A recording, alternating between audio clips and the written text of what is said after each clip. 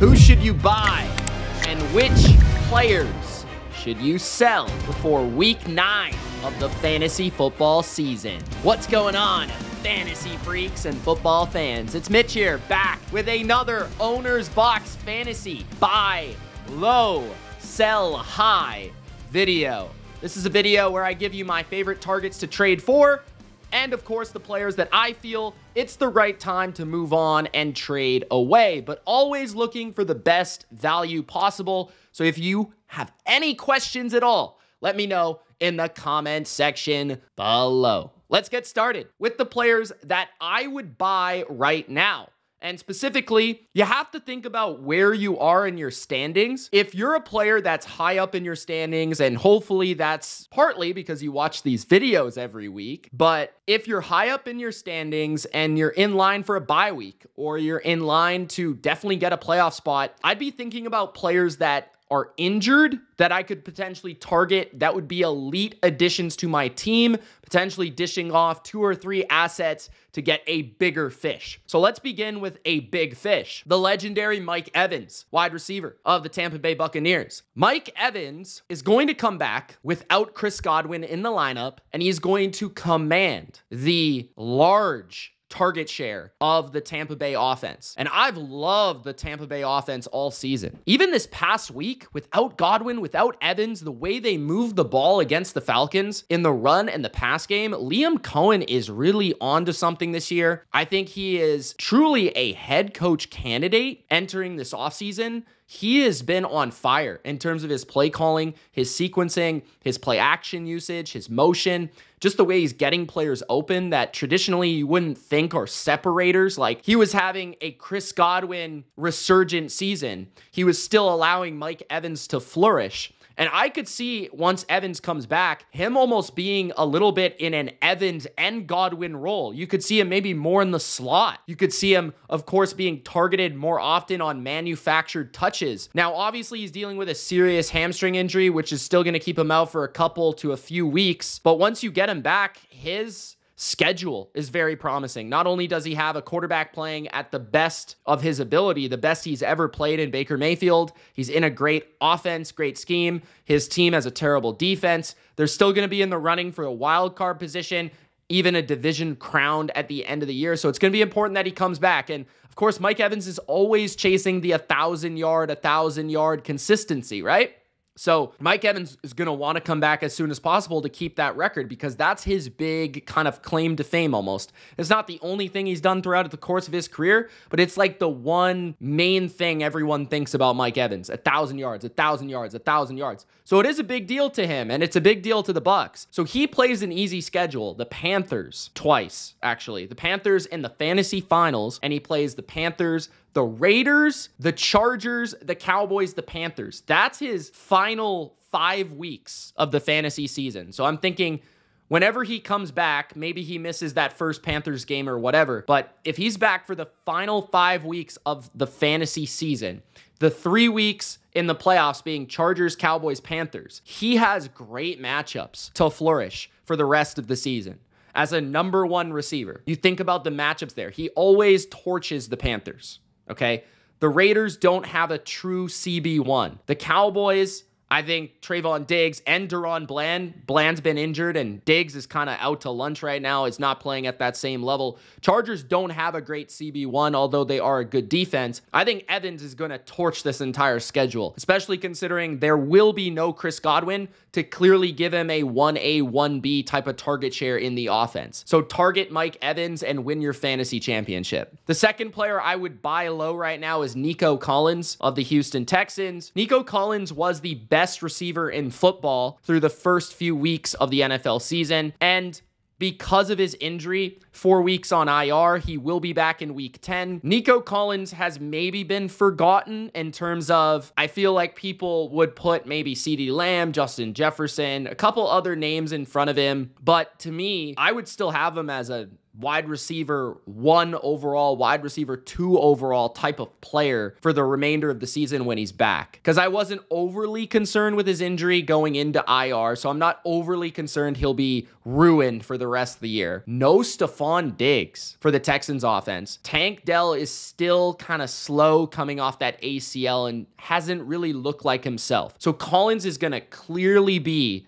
the number 1 receiver for a good offense, a good team, and a good quarterback in CJ Stroud. He feels like he's hitting his peak of his career where he's just borderline unstoppable. And he's one of those players that I love to target in fantasy because he's schedule proof. Like, it doesn't matter the matchup. It doesn't matter the corner. It really doesn't matter who he's playing. He's great with the ball in his hand, so he creates yards after catch. He's a demon down the field. He's great on crossing routes. Like, is just everything he can do. I mean, he's been compared to Julio Jones, Andre Johnson. He's this level of talent currently in his NFL career and form. And to me, like, there's just no stopping that. So it doesn't matter who he plays. I don't even care about his schedule, especially when you talk about no Stephon Diggs, so even more red zone targets could come his way. This guy is still leading the NFL in 15-plus yard receptions, and he hasn't played in 3 weeks. So yeah, he is an explosive threat, and Stroud's going to be targeting him just at a ridiculous rate once he returns. So that's my second buy low, Nico Collins. My third buy low, Tyrone Tracy of the New York Giants. I feel like I've talked about this guy at least once a week throughout the NFL season and the offseason. Hopefully he's already on your team based on how much I've talked about him. But if he's not, I would acquire him because I think Tyrone Tracy is about to be an RB1 for the rest of the season. He had a 56.9 snap share, a 79.3 opportunity share, a 32.6 route participation rate, and a 3.7 yards after contact per attempt in his game against the Steelers. He averaged 7.1 yards per carry. He had over 120 rushing yards. He had a long, explosive score. This guy is legit, and he did it against arguably the best defense in football on primetime on Monday night for the world to see, and if you do not believe it yet, you are just delusional. Tyrone Tracy is the starter for the Giants now. That is confirmed and solidified after multiple weeks of Devin Singletary coming back and not seeing the same usage as Tracy. Tracy is really talented. He's explosive. He has really good vision for a player that's only played running back for 2 years in his life. I mean, that's not even football. Like, literally, he's only played running back for 2 years. He was a receiver previously. He's giving David Johnson vibes, if you know what I'm saying. He's an excellent receiver because of that out of the backfield, and that makes him a 3-down player. So Tracy, just a guy that I think in a Giants offense that I think is a little deceptively underrated. I would be targeting him because he feels like a 3-down guy. He feels like a young running back that you want to get on your team, and you could probably get him for cheaper than you would think because people aren't like confirmed. They probably not until next year will people be like, oh, Tyrone Tracy is really, really good. But he's actually really, really good right now. So that's the type of player I want to target for my fantasy team. I want to trade for. The guy that is really, really good that people don't really know is really, really good yet. You know what I'm saying? So add Tyrone Tracy in a trade, try to get him, and you could probably get him for cheaper than you would think. Aaron Jones is my fourth buy low. Aaron Jones is not only awesome, but he's in a good offense. I think Cam Robinson, the addition at left tackle from Jacksonville, he's usually been a better run blocker than pass blocker, and I do think that the Vikings will lean on the run more frequently now that Christian Darrisaw is out, because I just think that makes common sense. If you're Kevin O'Connell, why would you have your quarterback be at risk for sacks and negative plays when you're not exactly most confident in Sam Darnold, right? Sam Darnold's more a cog in the system. He's not necessarily the system driver, okay? This is not Tom Brady we're talking about. This is Sam Darnold, okay? And the offense, I think, is going to operate through the run game, through play action, as it has all year. The defense also, I feel like, has been kind of wearing down and not at the same level it was in the first couple of weeks, which will lead to more shootouts and more points for the Vikings. But the main thing about Aaron Jones is he's a sweet player and he gets tons of opportunity. And there's very little in terms of running backs across the NFL that see the same amount of usage as him. Even the elite backs don't see similar usage. Very few of them. Aaron Jones saw 100% of Minnesota's running back rushes against the Rams. 100%. And I believe he hit like 92% of snaps. So he's seeing like insane usage. Now that probably will regress to a certain degree, but man,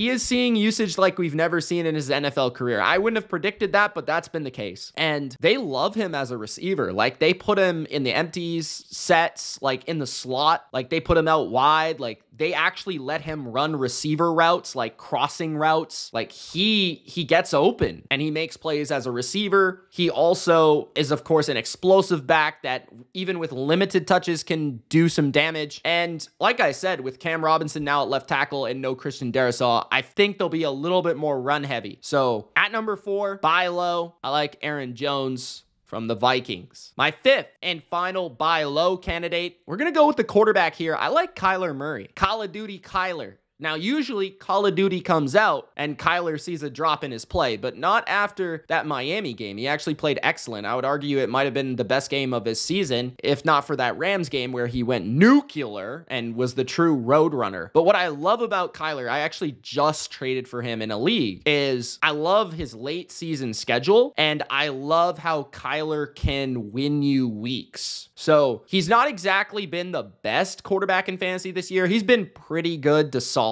overall, but in games where he takes over, he truly wins you weeks because he's somebody that can run for 100 yards and throw for 300 yards and throw for 4 touchdowns. Like, that's what Kyler at his peak can do, right? He has an easy schedule at the end of the year, and that's the type of quarterback I want, is a guy that I can play every week that has great matchups. And Arizona has a bad defense. They lost one of their better defenders, Dennis Gardeck, and they have a bad defense, so they're going to give up points. And it actually appears the Cardinals will be in the running for the playoffs, which means that they're going to go all in, all out to win these games. There's going to be no slowing down for Kyler Murray. He's really truly having one of the better seasons of his career, and I think he'll finish that way because he plays Seattle 2 times end of the season, the Patriots, the Panthers, the Rams. So in his 5 of his last 6 games, I think he also plays the Vikings in there somewhere. He plays Seattle twice, who's been a dreadful defense. The Patriots, pretty bad defense. Panthers, the worst defense. And the Rams in a potential shootout in the fantasy finals. I love Kyler Murray in that run. So if you want to get a quarterback and maybe you have a good team, but you don't have the most secure quarterback, like you don't have Josh, you don't have Lamar, you don't have Daniels or something. If you're not in that top 3 or 4 quarterback range, I'd maybe look at Kyler Murray to be a guy that I would try to target as somebody that I could line up for my fantasy playoffs. Moving to the sell high candidates, let's begin with DeAndre Swift, running back of the Bears. I feel like I've put him in this video specifically a couple times this year already, but this is specific to his schedule. I also don't love the Bears offense. Like, I haven't all year. I think Caleb is severely overrated. He misses like so many regular passes. He can't throw the ball deep, and the O-line is a pretty big disaster. And that also hurts DeAndre Swift. Now, what I like about Swift is that he's a capable receiver. He's a pretty explosive rusher,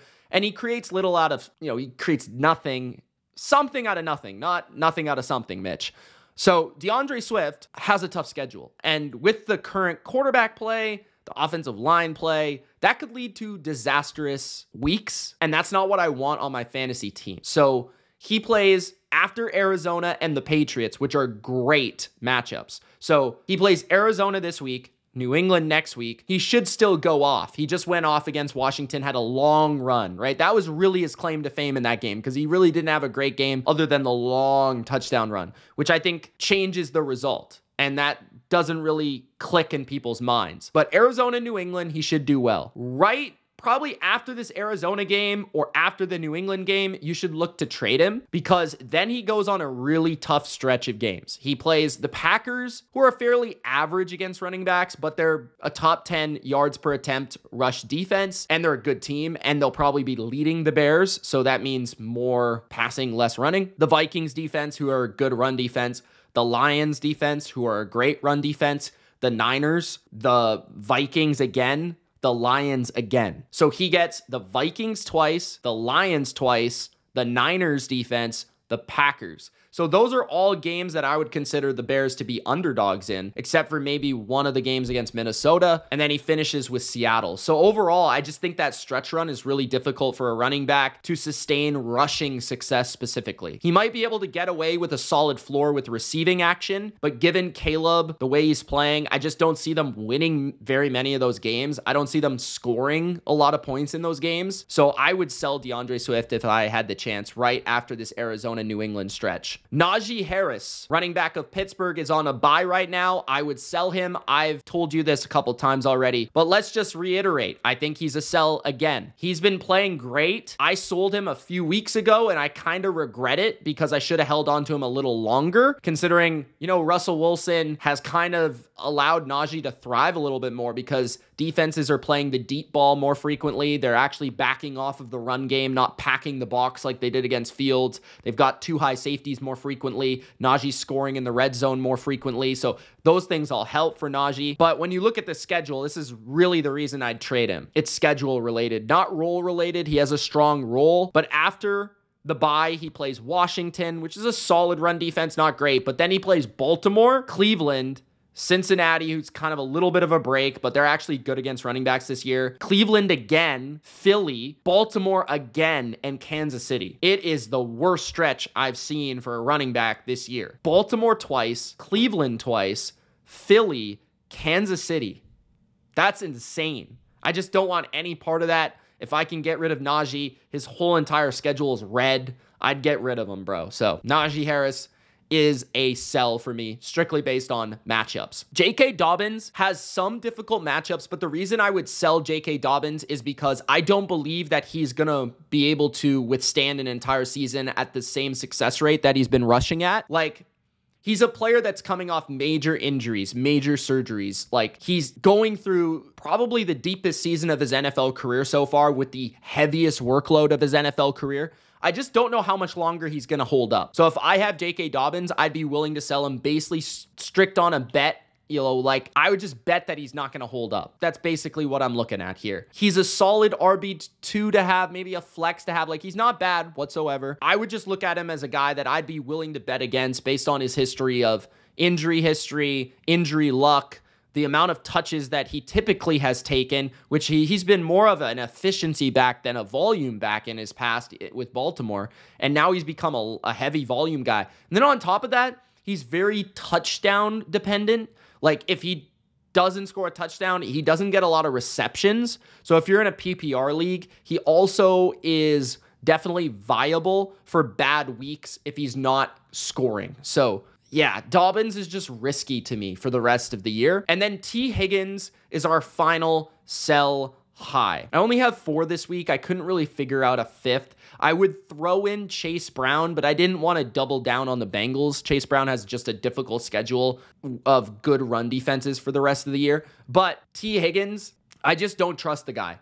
I'm done. Like, he might get traded for one. There's not a 0 chance that he doesn't get traded soon. Like, I could see a team that's willing to pay him this offseason with the Bengals sitting at 3-5. They might trade him. He's on the franchise tag. What if the Patriots trade for him? Like, could that happen? Maybe. But then you have to talk about, okay, T. Higgins, he gets hurt a lot. He has games where he is supposed to play and doesn't play. This happens every year. And then you also have to deal with the ups and downs of the Bengals offense and Jamar Chase actually being the alpha of the offense and Higgins having his ups and downs. I know that he's been great this year when he's played, but he's just somebody that that's what I would be selling is like, yeah, he's going to come back. He's fine.